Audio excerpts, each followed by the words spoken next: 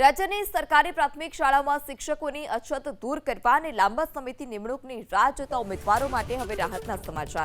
ગુજરાત હાઈકોર્ટે રાજ્યમાં 10,000 વિદ્યા સહાયકોની નિમણૂકને લીલી ઝંડી આપી છે।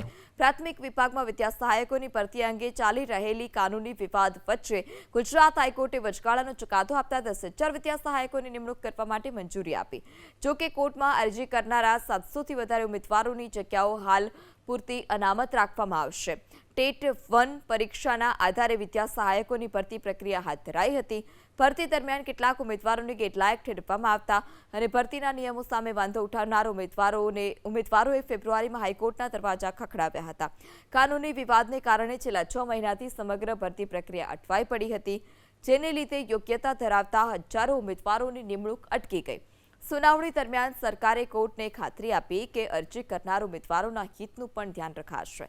આ ઉપરાંત શિક્ષણ વિભાગ દ્વારા વર્ષ 2027 દરમિયાન વધુ 5,000 પદો પર નવી ભરતીનું પણ આયોજન છે, જેથી હાલના અરજદારો માટે પણ ભવિષ્યમાં તકો જોવા મળે।